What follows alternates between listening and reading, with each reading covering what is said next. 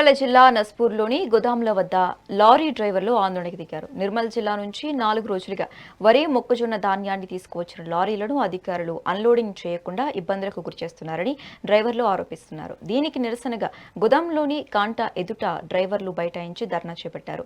4 రోజులుగా వేచి చూస్తున్నా అధికారులు పట్టించుకోవటం లేదని వారు ఆవేదన వ్యక్తం చేస్తున్నారు. మంచిర్యాల జిల్లా కలెక్టర్ కుమార్ దీపక్ ఈ విషయంపై తక్షణమే స్పందించి లారీలోని ధాన్యం బస్తాలను అన్లోడ్ చేసేలా చర్యలు తీసుకోవాలని డ్రైవర్లు డిమాండ్ చేస్తున్నారు.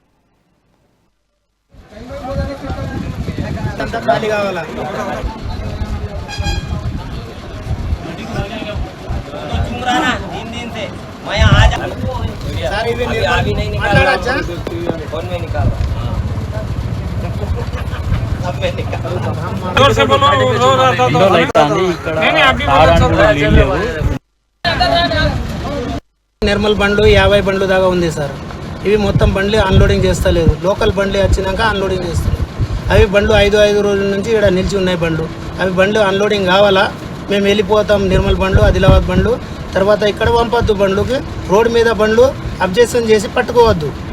ఆర్టీఓ కానీ కలెక్టర్ కానీ ఎవరు కానీ బండి పట్టి మాకు దొరకబట్టి బండి లోడింగ్ చేస్తున్నారు. ఇక్కడేమో అన్లోడింగ్ అవుతలేదు.